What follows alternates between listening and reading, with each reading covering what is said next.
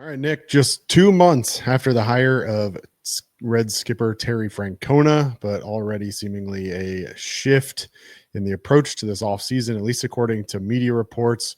Reds already acquired Brady Singer via trade for Jonathan India from Kansas City. They've since been linked to Garrett Crochet, and now we find out linked to maybe two more players, a pair of Guardians. Let's start with Josh Naylor, first baseman and DH for those Guardians. What's your thoughts on Josh Naylor and his fit with the Cincinnati Reds? Yeah, I've been a big fan of Josh Naylor for a while. I think he's one of the more underrated players in baseball. You look at it, not just his numbers, but some of his things like stats, like I would use like expected weighted on base average. He's always graded out very well in that. He's a really talented hitter. He's only got 1 year left before free agency. I love Josh Naylor. I mean, he just feels like a guy that would be a perfect fit at Great American Ballpark at 31 home runs last year, which was a career high. He hadn't had more than 20 before. But a guy with legit power. I don't love the idea of adding another first base DH type. I just feel like the Reds have a lot of options there already. You know, if everyone's healthy, and I know it's a big if, I mean, you're looking at either benching CES or Candelario. And so, like, while Naylor is an upgrade, how big of an upgrade is he over, those two? That's where I don't know. The biggest question with Naylor is not really about Naylor, Craig, in my opinion. It's about, can Candelario and or CES play third base? And if the answer is yes, then I'm way more open to Naylor. I'm way more open to Paul Goldschmidt, which I poo-pooed all over last week. I'm way more open to a guy like Naylor if the answer is yes. But if it's not, it's a hard fit in. And Naylor's owed a ton of money, over 15 million or almost 15 million in his final year.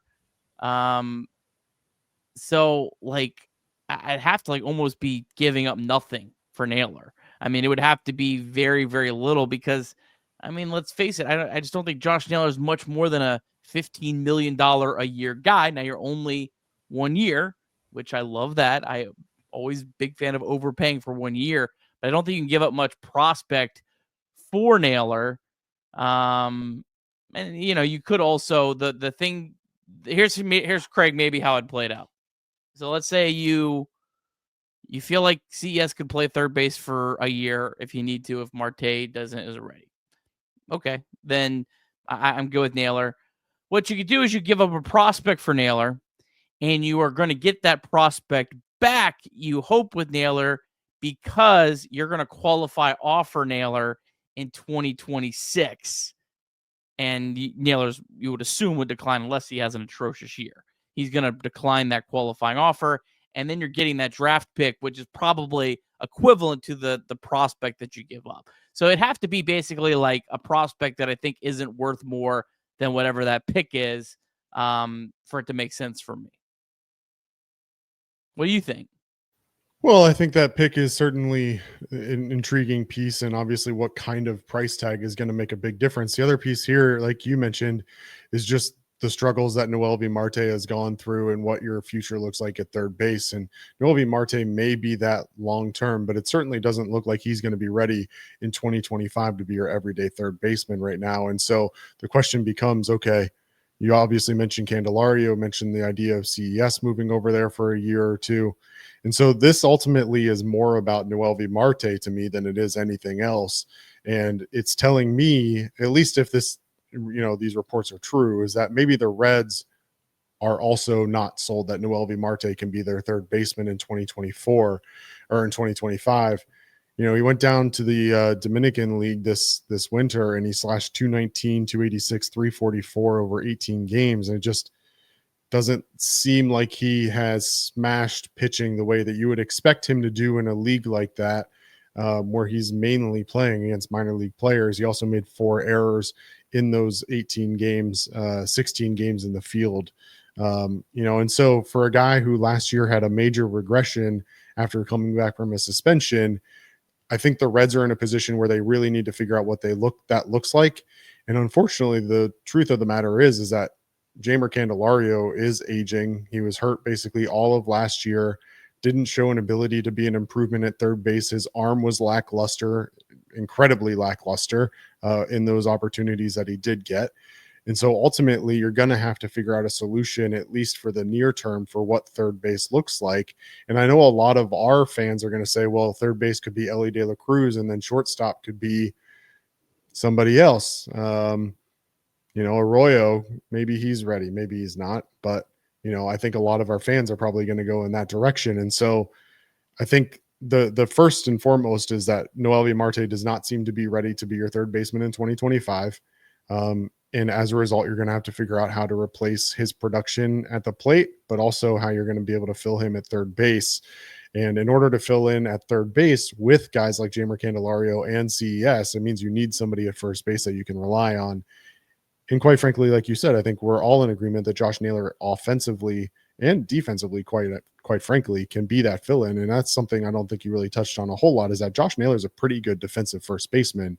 And that's something that this Reds team seems to be focusing on going into 2025 as well, is improving that defense.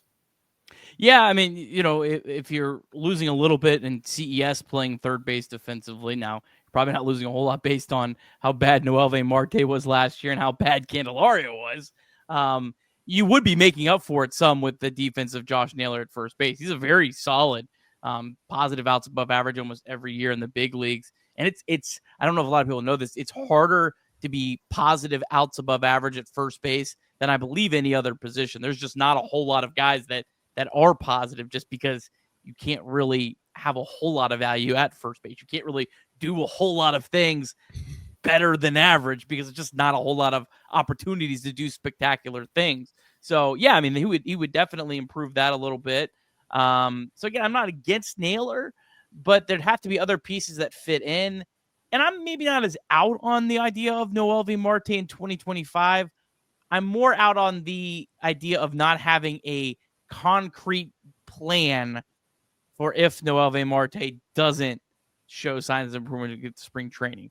I still don't want to just say, yep, no matter what Noelvi Marte does in spring training, it doesn't matter, he's going to AAA. I still want to give him an opportunity. If he comes to spring training, looks good, looks like he's put in the work this offseason, looks like the Winter League stuff was just, didn't play well. There's been guys, good players that have gone out there and have had bad numbers over a few games. I don't want to close off the door of Noelvi Marte in 2025, but he can't be your only plan there.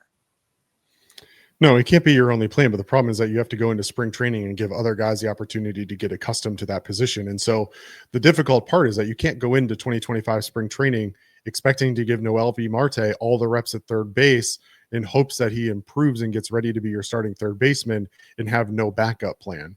And so guys like CES and Candelario are going to have to take reps over there, which means they're going to give up reps at first base.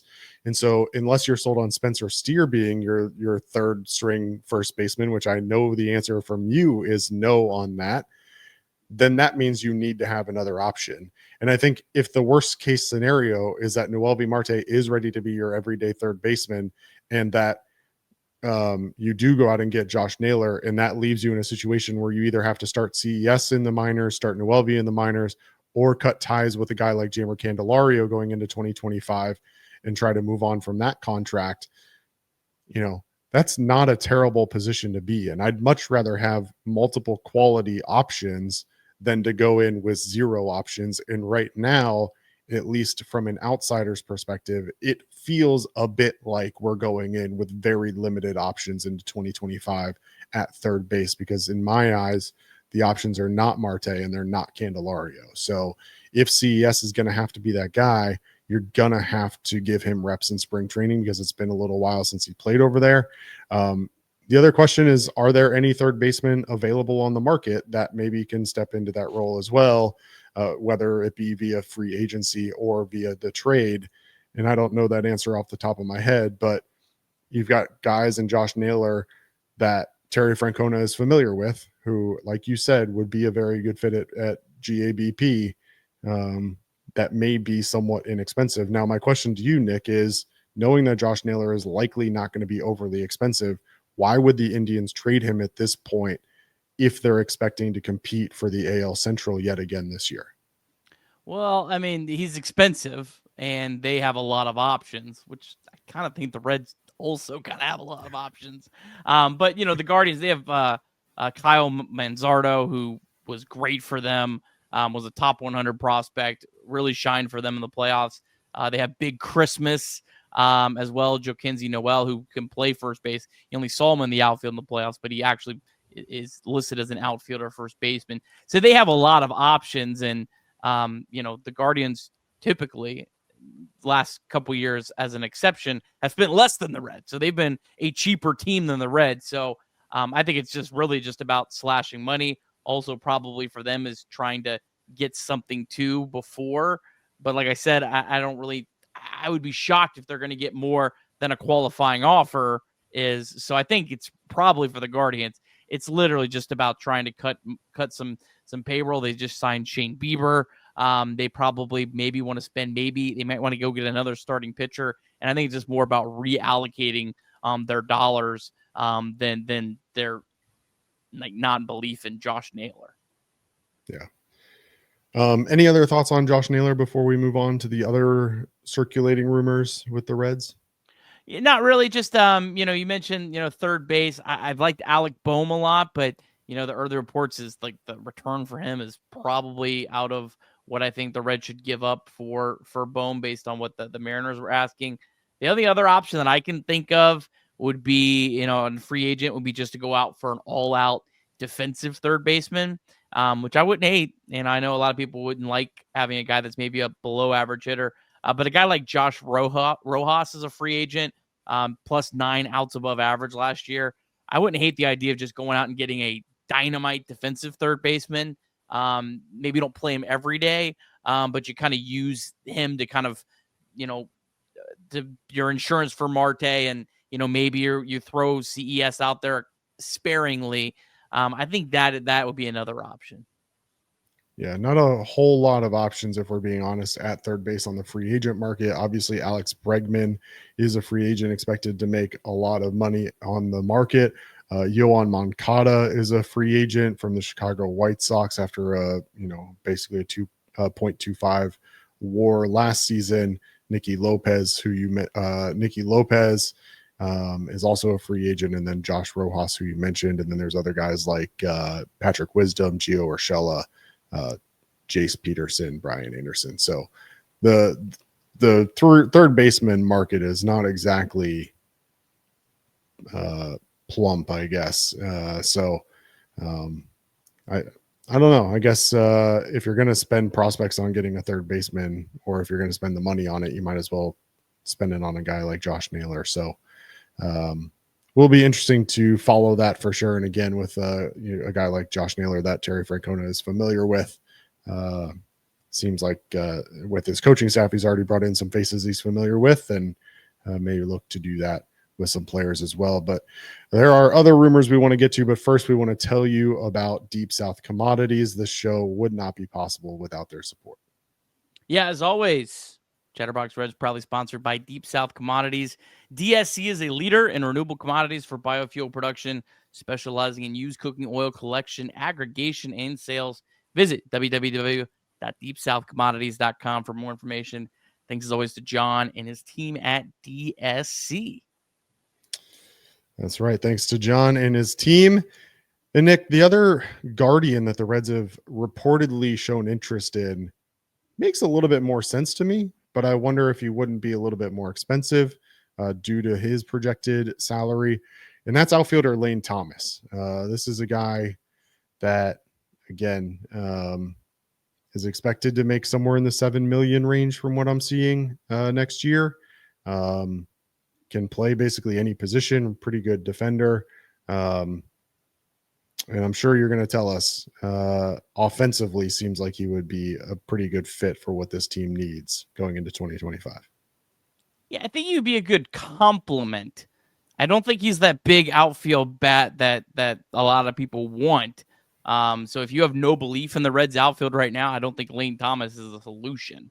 If you're more like me and you think the outfield is a little better than I think people make it out to be, then yeah, I think Thomas is a nice compliment. This is a guy that destroys left-handed pitching.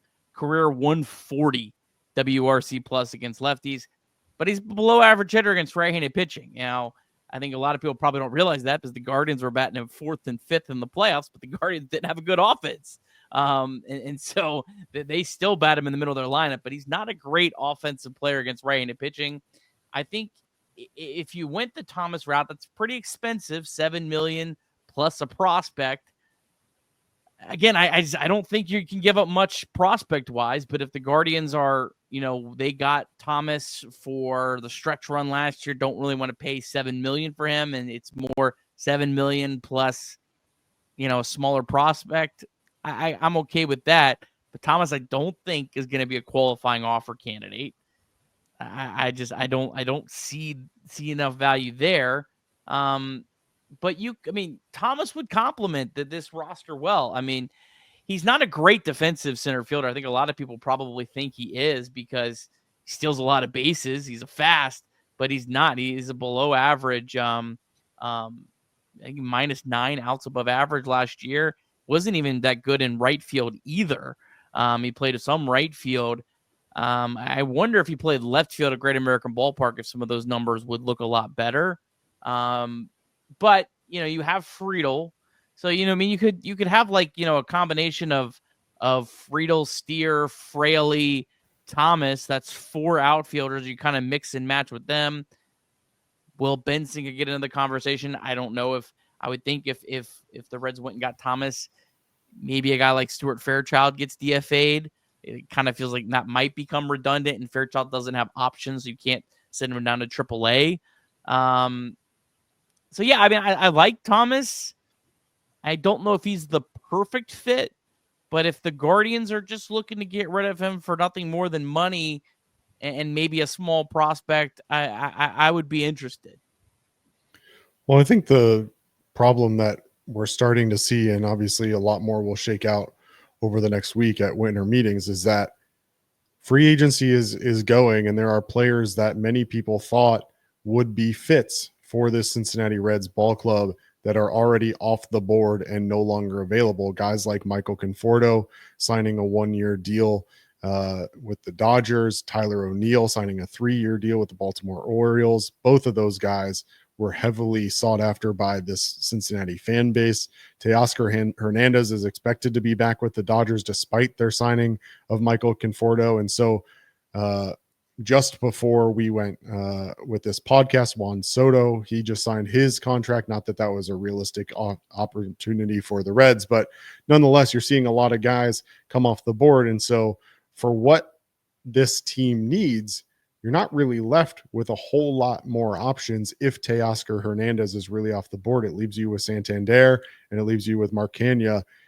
And I don't know that either one of those are realistic options at this point for the Reds. And so if that means that you have to go out and trade for somebody, Lane Thomas, at least for a 1-year option, might be a good fit. But the problem I see is that when we're talking about an ideal offseason for the Cincinnati Reds and we're talking about guys that they could go out and sign, I know you were really high on Tyler O'Neill. Of the guys that are left, do any of those excite you? Obviously Santander does, but I think Santander's going to be a terrible contract. I think he's going to, I think 4 years for him. There's a lot of red flags. Max Kepler is a name that I like out there, but yeah, Conforto got more money than we were expecting. I think he was only projected to get like 12, and I think he ended up with 17 if I remember correctly. So yeah, with Soto signing, you'd think the names are going to start flying off the board pretty quick. You don't want to panic. You don't want to panic at all. But there probably does need to be a pretty decent sense of urgency for the Reds here in the winter meetings. So yeah, I don't know. We'll see. Thomas is an option. And it sounds like from the way I'm reading it that Nick Krall is calling everyone. And the way Gordon Whitmire reported, he was the one who reported this, Naylor and Thomas News. The way he reported, Reds are sticking their nose in everything. And it sounds like from his reporting that the Reds do have a sense of urgency, which I know is very exciting for fans. Now, what do they get at the end of it? I don't know. We'll see. We'll see. And I would imagine that we'll start to see pretty soon because the MLB winter meetings kick off on Monday and run through Thursday. There are a number of events that are scheduled during the winter meetings that Nick and Chatterbox Reds will be covering throughout this week.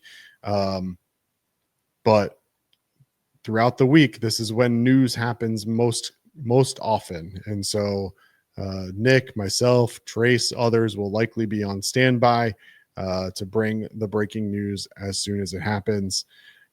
Nick, any final thoughts on the pair of Guardians that the Reds are reportedly interested in? No, like both of them. Don't think either one of them are perfect fits, but that's okay. You don't have to have a perfect fit.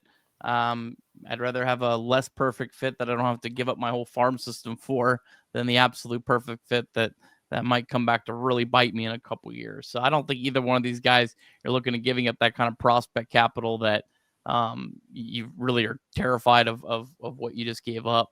But yeah, we'll have a lot of coverage this week, Craig. Gonna go live at halftime of the Bengals Monday Night Football game with my pal Austin for a few minutes. I'm going to do a live stream Tuesday at 5:30 for the draft lottery. Going to react to that. Got to find someone to come on with me, or maybe it'll just be myself having a good time, hanging out with the chat. And then Wednesday night, you're going to join me, I believe. And we're going to wrap up the winter meetings, do a live show at 9 p.m. on Wednesday nights. We'll have something every night, have podcasts for you every morning. And then, of course, if news breaks, we'll throw that all to the side and get on as soon as we can. That's right. And look, I think you kind of mentioned it there, but it's worth really pointing out. These two guys may not be perfect fits, but they can fit, and they're only 1 year deals, right? So they're both unrestricted free agents after the 2025 season. And so if you don't have that perfect fit for this year, I'd much rather them go out and get somebody who benefits the team overall and make improvements, even if it's not the vast improvements that many of us want to see. And then in 2026, be set up to make plays at some of the guys that are going to be free agents in 2026. Guys in the outfield that are scheduled to be free agents in 2026. Cody Bellinger has a player option. Kyle Schwarber, unrestricted free agent. Starling Marte. Michael Conforto only signed a 1 year deal, so he'll be a free agent yet again. Kyle Tucker. Tyler O'Neill will have an opt-out. Mitch Haniger. Lourdes Gurriel has an opt-out. Mike Yastrzemski from the Giants. Cedric Mullins from the Orioles. Lewis Robert has a club option. Lane Thomas, a free agent. Hunter Renfroe. Trent Grisham. Lamonte Wade Jr., long list of free agents in the outfield coming up after the 2025 season. Third base doesn't look as deep, but Eugenio Suarez will be a free agent after this coming year. And I know Nick is interested in a reunion there. Miguel Andujar, also an unrestricted free agent. Yandy Diaz has a club option going into 2026. So lots to look at. And again, if they're not the perfect fit, that's okay, because it's only a 1 year commitment. And it gives you an option to revisit your needs at that point. So for Nick Kirby, I'm Craig Sandlin. This has been Chatterbox Reds. We went a little bit longer than we thought maybe we would, but nonetheless, we love talking about the Reds, and we hope that you enjoy listening as well. We'll see you all on Monday for winter meetings, I'm sure, and throughout the week. We'll talk to you soon. We also want to remind you that you can call or text 988 anytime, day or night. The 988 Suicide and Crisis Lifeline is a place to get support for anything related to mental health. Whether it's an immediate crisis, simply wanting to find out how to connect with care, or anything in between, it's a 100% confidential, secure, and anonymous way to reach out for help when you don't know where else to turn. To connect, call or text 988 or visit mantherapy.org to get help. It's okay not to be okay.